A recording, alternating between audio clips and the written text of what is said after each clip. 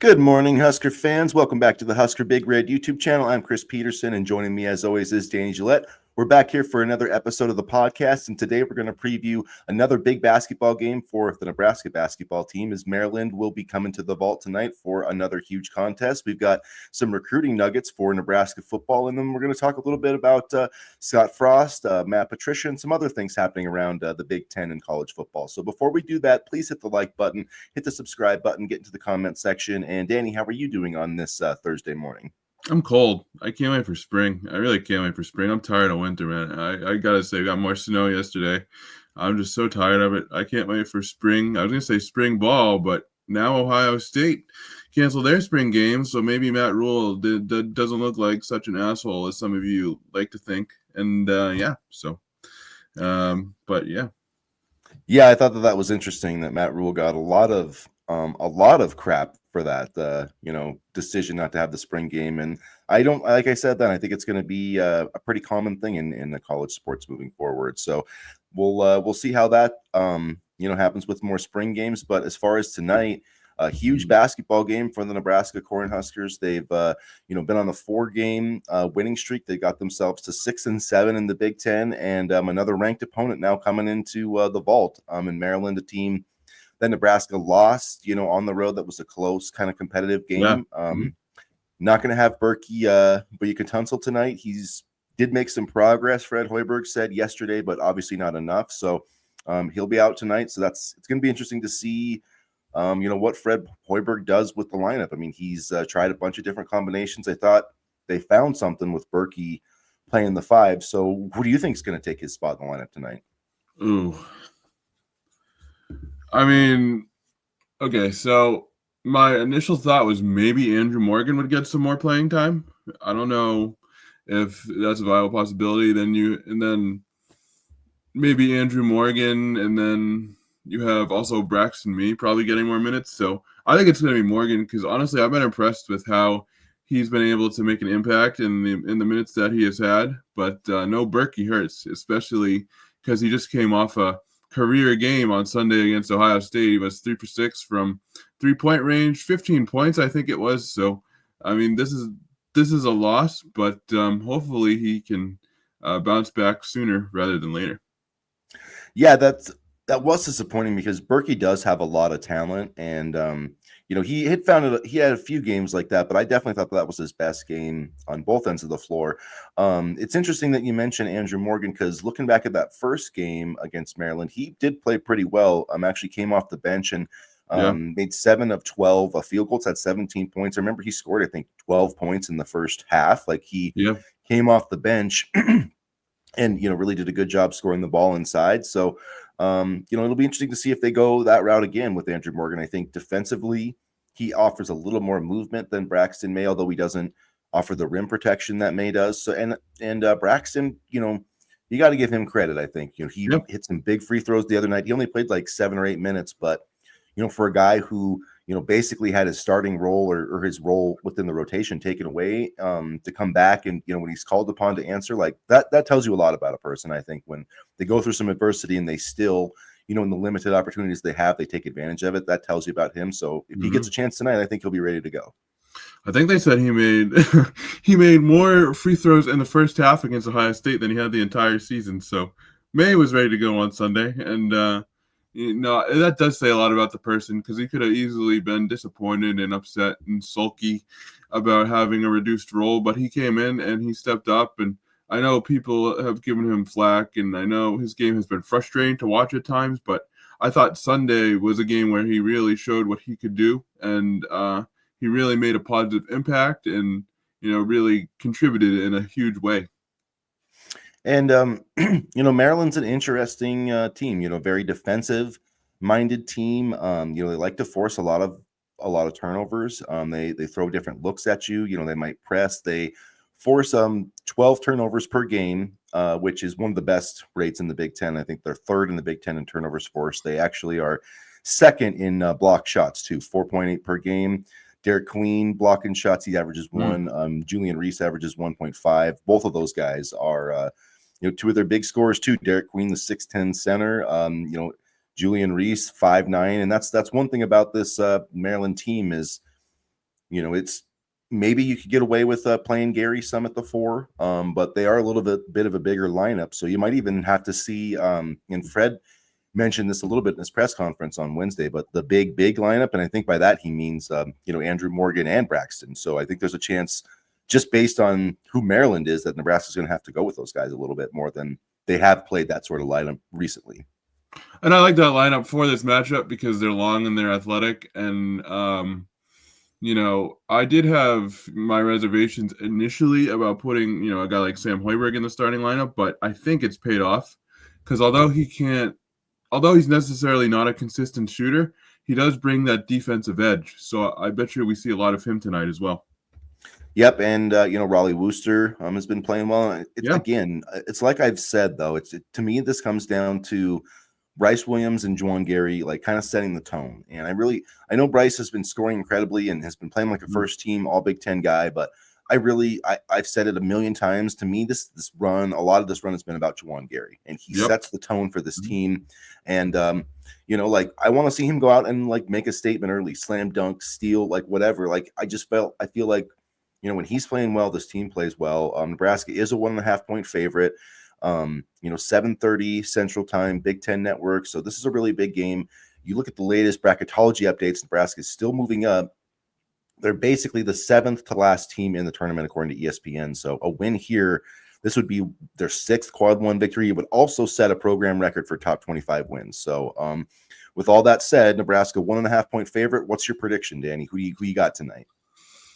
Well, I think for me, one of the big things is going to, make sure or, kind of hope that Juwan Gary doesn't get in foul trouble. Because we saw when he got into a little bit of foul trouble on Sunday and they had to take him out of the game, the kind of mojo, the offensive mojo and the offensive tempo dropped off a little bit. So as long as he doesn't get into foul trouble early, I see Nebraska being competitive in this game. At home, I see Nebraska 77-74. I think Andrew Morgan. I think we'll get the job done tonight and get some buckets inside. He'll kind of help fill that void. Maryland does allow 51% on 2-point attempts, so if Nebraska can get the ball inside, that's somewhere they can take advantage. Maryland does have pretty good 3-point defense, but Nebraska, just shoots well in the vault a lot of times. They didn't shoot great in the last game, on Monday. I just thought that they missed some shots that they could have made that could have kind of extended that game a little bit easier. But Bryce Williams really delivered when he needed to. And I feel like there's going to be one of these games where some of these guys like Sam and Gary and Wooster's, like some of these other role players, like start hitting some of these threes. Connor Esijan, and that's like has nothing to do with analysis. I just feel like this Nebraska is going to get hot tonight, and I think they're going to win this game. I'm going to say 79-72. And then 5 quad 1 wins, as you mentioned. I mean, this would be 6. They've already got 5, so this would be 6. So this would be 6. And so I said something on one of my pages. I said if they won against Ohio State, they were in. And people disagreed with me, which was fair because I still think they have a little bit of room to go. But if they win tonight, given their 6 quad 1 wins, do you think that's enough to make the NCAA tournament? I know there's more games to play and yada, yada, yada, but now they have an even stronger resume. I still think they have to get 2 more in conference play. I think they have to get 9, at least be 9-11 in the Big Ten. I think if they do that, though, I'm pretty confident. If they win tonight, and with another win or 2, because then they would have like 7 or 8. So I still think they have a couple more after tonight, but they're definitely going to be in a much, much better position if they can beat Maryland. Say what you want about Fred Hoiberg, but he knows how to beat good teams, and I know his strategies at times may be frustrating, but when they find their magic, and that's what made the 6-game losing streak so frustrating. But I'm happy they figured it out, especially defensively. I think they've played a lot better for the most part. Like you said on Sunday, they gave up some open looks from 3, but at the same time, I think they're finding their groove. And also shout out to UConn, a New England school, for coming into Creighton and destroying the Jays. So yeah, that was fun to see. I didn't mind Danny Hurley. I love Danny Hurley. I know he rubs people the wrong way sometimes, but I would love to play for him. there's nobody that wouldn't want him as their coach too. So Yeah. that's like anyway. But all right, let's switch over to some recruiting nuggets. There's a lot of things happening on the recruiting trail, which I know it's kind of hard to keep up on, and it feels like we're just moving into 2026. But at any rate, a 4-star commitment, a cornerback commitment, Jontavius Wyman has been committed to Georgia, and he does have an official visit now scheduled with Nebraska, also Miami. This isn't going to be happening until like June, I believe, but still. Yeah. To get him on campus. They also just had Jordan Campbell, the 4-star linebacker, committed to Miami, and he, also did a recent interview after his visit and spoke very highly of Nebraska. Said Nebraska was basically near the top and getting serious consideration. So, what do you think about some of those moves and some of the other things Nebraska is doing on the recruiting trail? I feel like Philip Simpson is a big reason why Nebraska is involved with a lot of these prospects in Florida, and that's a good thing. I mean, they're staking their claim in Florida. I know Matt Rule's initial recruiting area was Texas, but I feel like they've started to focus more on Georgia and Florida. And when you look at high school talent, to me, Georgia and Florida are the two best states. And I understand Texas is huge and has a lot of talent as well, but Georgia and Florida are hotbeds, and Nebraska is trying to take advantage of that. And so Jordan Campbell, I mean, we were just talking before this. He's a tremendous athlete, a tremendous linebacker, and you add Campbell to this linebacker room, I mean, man, you got Christian Jones, Dawson Merritt, Jordan Campbell. I mean, that's probably one of the best linebacker rooms in the Big Ten.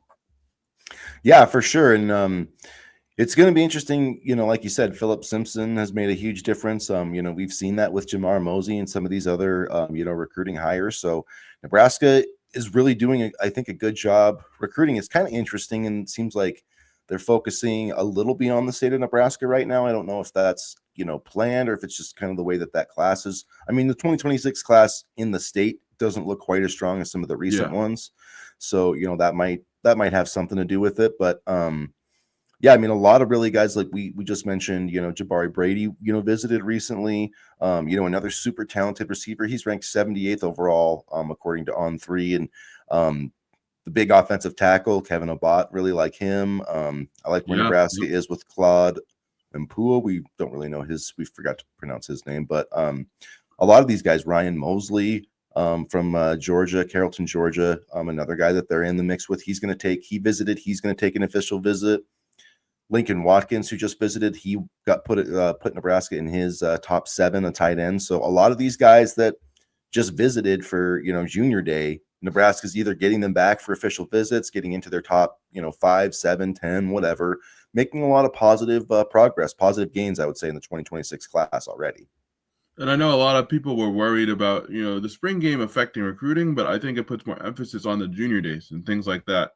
And I think Nebraska did a really good job of making a strong impression a couple weeks ago at their junior day, and now we're starting to see it pay off. And a lot of really interesting targets. It seems like they're really focused on that offensive tackle position, and that makes sense after they've missed on like Sanders and Brandon Baker and all those guys with these past couple of classes. So it'd be nice if they could get in early with one of these guys. And the 2 tackles I just mentioned. Kelvin Obat is 119th overall, according to On3. Mpua is 182 from Chicago. Obat is from Fruitland, Idaho, which is interesting. You don't see a lot of, Nebraska recruiting a ton of guys from Idaho, although they have been recruiting Matt Ludwig from Montana as well in the 2026 class, although it seems like they've dropped off a little bit in that recruitment. So, which is, I think, a little bit interesting. Seems like Texas Tech and Michigan are the 2 teams kind of trending up there. Garrett McGuire? Yeah, Garrett McGuire. Well, I think it's also, I did see Garrett McGuire actually made his way to Billings, Montana, which was kind of funny. Sharon Moore did as well, the same day, actually. For the same high school basketball game in Billings, Montana, you had Sharon Moore and a few Michigan assistants, and then you had Joey McGuire, Garrett McGuire, obviously, and then some of the Texas Tech guys. So, wow, that's good company. That must have been really exciting. Yeah, that must have been crazy for that kid. I mean, there's probably 500 people in this gym, like the Montana high school basketball game, like, so that's awesome. Pretty crazy. But so I don't know if it's going to be, what I think it's going to come down to is like if Texas Tech can pay more than Michigan thinks that position is worth, because I know Michigan could match it, but like Michigan is taking a very like NFL approach, like Nebraska. We're not going to pay, past a certain point at certain positions. Whereas Texas Tech, I don't think they care because they're just so desperate to land any type of blue chip talent. So Yeah, yeah, no, you're right. I mean, really, they'll throw money at anybody. So I mean, that's so we'll see. We'll see if Matt Ludwig wants to be, developed or follow kind of the family ties at Nebraska, or if he wants to take the paycheck with Texas Tech. So, I mean, Texas Tech had a pretty decent transfer portal class this year too, if I'm not mistaken. So money, they have been throwing money around. That oil money talks. So Yeah. Any rate, so let's be a bit of a quicker show today. So let's go to our last kind of segment. Some interesting things happening around the Big Ten. Matt Patricia, or Patricia, sorry, I guess I mispronounced that. For some reason, we always end up talking about the Patriots in this podcast, but that's why we thought we should have Matt Patricia. Yeah. This probably is the most legitimate one, though, since Patricia's going to be coaching the Ohio State defense next season. And this is interesting because you have a lot of Michigan fans poking fun at this, a lot of Big Ten fans even, poking fun of it. I saw, the Husker Corner site, I kind of, did a post about it as well. But I don't think that Matt Patricia is going to be that bad. I actually think this is a pretty smart hire. When he was in his heyday with Bill Belichick, they put together some really good defenses. And the thing about it is, like, this guy's going to have talent to work with. So I think people are going to be eating some crow on this hire in a couple of years. Yeah, I mean, it was kind of funny watching people poke fun because Matt Patricia in 2021 was given the dubious honor of being Bill Belichick's sacrificial lamb offensively. And I think that clouded a lot of people's judgment as to what he could do as a coach. He's a very good defensive coordinator. He's very sound in terms of his schemes. He was part of 3 Super Bowl teams. He held the defensive coordinator position for the Patriots from 2012 to 2017. So, I get people might be poking fun of him because of what he did offensively towards the end of his tenure with the Patriots, but I really don't think this is a bad hire at all either. And I think having that NFL experience and the recent NFL experience will be able to help in recruiting as well. Yeah, and I mean, just, he's a really smart coach. And yeah, like he didn't obviously have success with the Eagles last year, or even, when he was trying to be like the Patriots offensive coordinator, like you said, but trying being the operative word. Yeah, trying. But, it's not like he doesn't know how to coach. And I know that a lot of people want to criticize Bill Belichick, but I still think he's one of the greatest defensive minds in the history of the game. And there's a reason that, people wanted to hire, Matt Patricia. And yet, he did take the Lions to a winning season. I mean, I know that his tenure there ended in disaster, but like they did have some success there. And, the fact is, if he was ever going to get his career turned around, this is probably a really smart hire because like he's got the guys to do it. He's going to have to adjust to the college game. But I've always said, what does a good defensive coordinator in college need to do? Confuse the quarterback. And Matt Patricia is going to be able to do that. So I think this is a better hire than most people think. Yeah, and honestly, there's a lot of really good coordinators that failed to be head coaches or whatever. I mean, you look at Rex Ryan. I mean, sure, he wasn't the best head coach, but I would take him as a defensive coordinator in a heartbeat. Same thing with his brother and Rob Ryan. So, I think this is a really good hire. I know people were poking fun, but from a football standpoint, I think Ryan Day's got something here with Patricia. Yeah, I do too. And it's really interesting. And I've tried to, caution the Michigan people against this, but being happy about Ryan Day doing his extension. Well, who did that? Ohio State fans celebrated when Jim Harbaugh signed his extension, and how did that work out? So it's just interesting when rival fans, kind of celebrate and cheer stuff like this. They don't always end up being correct. So I think that Ohio State is going to be just fine on defense. And at any rate, the other thing we wanted to mention is Scott Frost had a little signing day shindig about UCF and took a little dig at Trev Alberts, basically saying, he didn't get the support that he needed. And, I've had my issues with Trev Alberts, but I don't know that a lack of support from the athletic department was the issue with Scott Frost, I have to say. Not the entire issue, but when you look at the 1890 and the lack of support Trev Alberts put towards it compared to what Troy Dannon is doing now, I could definitely see it.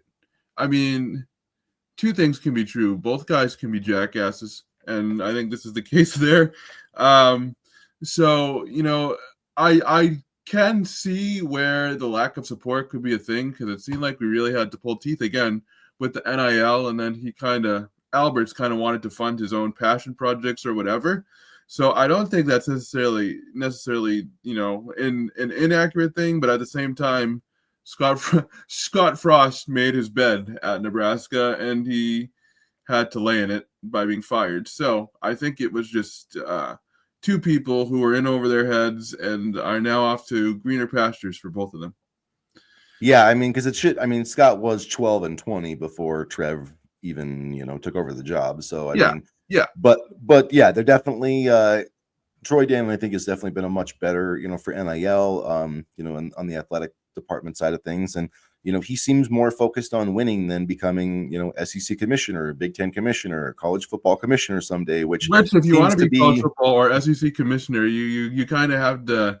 You kind of have to not be too pleased with all these people calling you out, because Frost is not the only one. yeah, no, and it's really interesting, the way that Trev Alberts has been portrayed since he's left Nebraska. I don't know if that was the best move for him, personally, but we'll see. I mean, No. at least, in terms of the PR, I'm sure he's getting a fat paycheck and all that stuff, but we'll see how it all works out. It's going to be fascinating to see how Scott Frost works out at UCF, but I mean, I don't think he's going to have the same success he had the first time, but it wouldn't surprise me if they had winning records, and I think he's going to do a nice job there in the Big 12. So you talk about Matt Patricia kind of jump starting his career again. Scott Frost, if he has a good season, could do the same. So good couple seasons, not just one good season, but I wish the best for Scott Frost, and I'm going to say the same about Trev Alberts, but Scott Frost, I think he is a talented football coach, and he was just in way over his head here. And I'm excited for the Scott Frost Bill Belichick matchup this season. That's something I'll be watching. yeah, not something that was on my bingo card going into the season. So no, but I just saw that he signed Belichick. Just got LeGarrette Blount's son to commit, and that made me feel old, because I remember LeGarrette Blount back in the day as a workhorse running back for the Patriots and for Oregon. But it's going to be interesting. This landscape of college football is going to be very, very interesting. Yeah, things have definitely changed a lot. You got Rich Rod back. So at West Virginia, Scott Frost, Bill Belichick, going to be a lot of interesting things. Should note before we go, baseball is starting this weekend, starting Friday against UC Irvine. They've got a top 25 matchup against Vanderbilt on Saturday.